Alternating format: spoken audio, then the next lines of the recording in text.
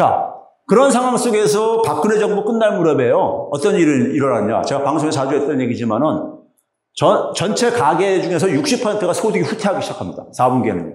그래서 제가 최순실 사태가 없었어도 정권 재연정하는데 불가능했다. 중산층까지 소득이 줄어드는 상황 속에서 민심이 위반하는데요. 네? 경제가 완전히 붕괴돼 가고 있었어요. 그 상황 속에서 문재인 정부가 출범했던 거예요. 네? 문재인 정부가요. 문재인 정부의 우리가 정책이라는 것은 우리가 소득주도 성장 정책으로 우리가 이렇게 압축되잖아요. 그걸 달성하는 수단이 뭐냐면 공정경제하고 혁신성장입니다. 제가 이제 늘 비유하는 게 소득주도 성장이라는 것이 몸통이라고 한다면은 공정경제는 왼발이고 혁신성장은 오른발이라 이거예요. 사람이 앞으로 가려면은 왼발, 오른발이 교대로 가야 되죠. 한쪽 발로만 계속 못 갑니다. 그렇죠? 근데 문재인 정부에서 그러니까는 상황이 어떤 상황이냐. 우리가 살고 있는 마을에 뚝이 있었는데 그 뚝이 무너진 거예요. 오래 쓰다 보고 그걸 방치하고 있다가. 그 물이 범람하죠. 사람들이 물에 잠기죠. 잠기면은 정부가 해야 될 일은 뭡니까? 먼저 사람들 목숨을, 생명 위협받는 걸 구해내야 되죠.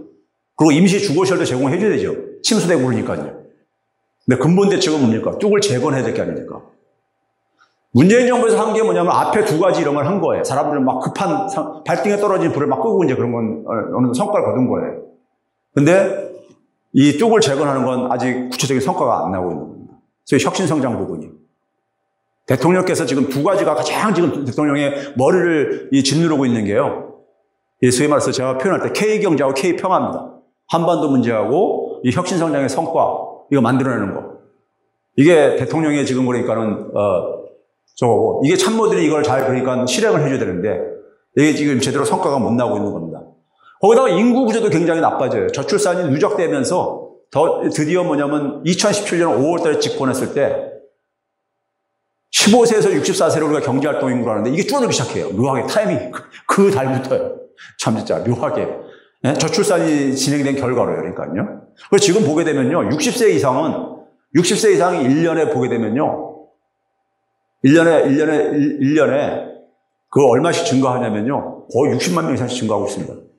반면에 50세 미만은요. 30만 이상씩 감소하고 있습니다.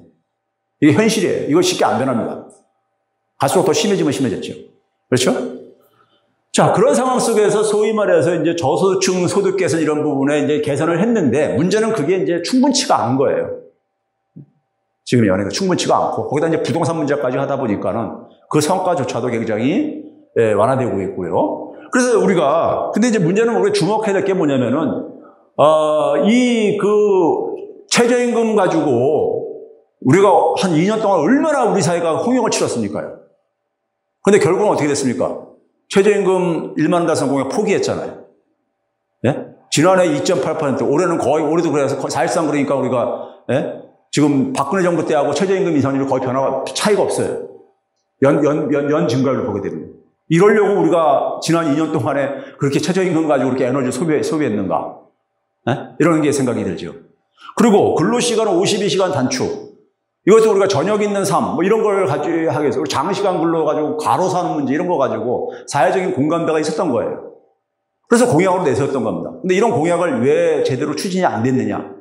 이 전략이 굉장히 빈곤했던 겁니다. 공정성을 강화하는데. 예를 들어서요, 공정성 강화에서 우리 경제에서 가장 중요한 건 금융입니다. 금융이 가장 기울어지는 운동장이에요. 금융 굉장히 중요하잖아요. 근데 정치인들이 금융에 대해서 굉장히 무지하다 보니까 이걸 못 건드리는데, 우리 솔직히 말해서 그렇잖아요. 서민들이 자활을 해야 되겠는데, 서민들이 자활을 하는 데 속에서 금융의 지원을 받아야 되잖아요. 서민들이 되게 신용등급 7등급 이하면요, 제일 시중은행 이용하는 거 불가능합니다. 그럼 어디로 가야 됩니까? 이금융권으로 가야 되죠. 이금융권으로 가는 순간에 어떻게 돼버립니까? 채무노예 악순환에 빠집니다. 거기서 돈 빌려가지고 돈 갖고 자기가 자활하는 건 불가능합니다. 아니, 금리가 그러니까 그래서 정부에서 육성하는 게 중금리 시작 10%인데 10%를 대출 받아도요, 10% 이상 수익을 내는 게 우리 지금 현실에 가능합니까? 현실적으로요. 그런 사업이 있으면요, 대한민국에 돈 있는 사람들 돈 다 글로 들어옵니다. 요새 10% 이상 수익을 낼 수 있는 게 어디 있어요? 그렇죠? 그러니까 이게 금융은 근본적으로 기울어지는 운동장이에요. 이 부분을 좀 해줘야 되는데, 예를 들어서 지난해 3월 말 기준으로 한국은행 자료가 그게 가장 최근 거기 때문에 자영업자의 부채가 636조 원이 넘습니다. 엄청난 돈이죠. 636조 원. 그러니까 이 부분에 대한 이자 비용을 한번 생각을 해보세요. 1%만 저걸 전략을 해주더라도 1년이면은 6조 4천억 원 정도가 그러니까 이자 비용을 절약시켜 줄 수 있는 거예요. 자영업자들하고 소상공인들이 고용하고 있는 임금 근로자들의 인건비를 지난해 제가 최저임금을 10,000원으로 인상했을 때 8,350에서 10,000원으로 인상했을 때 인건비가 얼마나 증가하는 걸 계산해 보니까요. 4조 원이 채 안 들더라고요.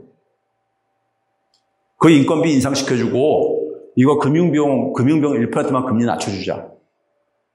그러면 자영업자도 받을 게 아닙니까? 예? 이게 더 이익이니까. 이런 거를 좀 정책적으로 좀 그러니까는 좀 해야 되는데, 그냥 최저임금에만 매달리다 보니까, 우리나라는 아까 뭐랬습니까? 수출의 목을 매기 시작하면서, 소위 말해서 가격 경쟁력을 확보하기 위해서 기업들이 임금 인상을 억제를 했어요. 그 다음에 정부도 뭐냐면 장시간 근로를 계속해서 허용해 준 거예요. 그러면서 저부가 가치 사업장들이 수명을 계속 연장시켰던 거예요. 이게 자연스럽게 도태가 돼야 되는데, 경제가 성장하면서, 예? 소위 말해서 이 생산성이 낮고 수익성이 낮은 사업들은 정리가 돼야 되는데 이걸 계속 수명을 연장시켜 준 거예요. 그러다가 갑자기 최저임금 인상하고 근로시간 단축한다 그러니까는 그 저부가가치 사업들이 죽는다고 아우성 치죠. 저기 서울의 물레동 같은 데 보게 되면 뿌리 산업들, 금융, 주조 이렇게 하는 데들 많이 있잖아요. 한 10인, 10명, 10명대 앞에 이렇게 하는 소사업장들이요. 거기 지금도 일주일에 64시간씩 평균 일합니다. 그렇게 일을 안 하면은 경쟁력을 확보하기 힘들어요. 그 현실을 우리가 무시할 수 없다 보니까 정부가 100길 든 거예요. 네? 근로시간 50시간 단축 유예시킨 거예요. 대기업만 일단 적용을 하고요. 그러니까 결국 뭐냐면 그 부분 사람들을 우리가 근로시간 단축하는 거 필요하죠. 최저임금 인상해야 되죠. 우리가 저임금 근로자가 너무 많으니까요. 해야 되는데 그러면 그 저부가가치 사업장들이 출구를 마련해 줘야 되는 거예요. 출구요.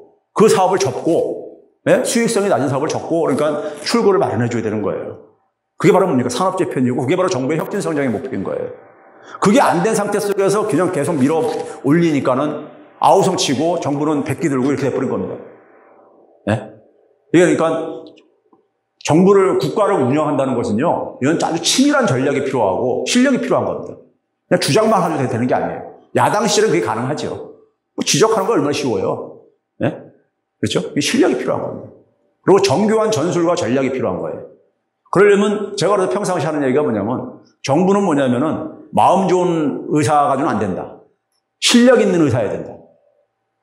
의사가 마음 좋다고 해서 환자를 그러니까 병을 치료해 줄 수 있는 건 아니란 말이에요. 반드시요. 예? 실력 있는 의사여야 된다. 실력 있는 의사라는 건 뭡니까? 환자가 뭐 어떤 걸로 고통을 당하는지 정확하게 진단을 해야 됩니다. 진단이 돼야지만 이 처방이 거기에 따른 처방이 나올 수가 있는 거거든요. 진단이 잘못되게 되면 처방도 나올 수가 없죠. 근본적으로. 이제 그런 상황인 겁니다. 그래서 이제 이 그 산업 재편을 하지 않고서는 우리 사회 속에서는요, 공정성 해결도, 그래서 혁신성장하고 공정경제는 동전의 앞뒷면인 거예요.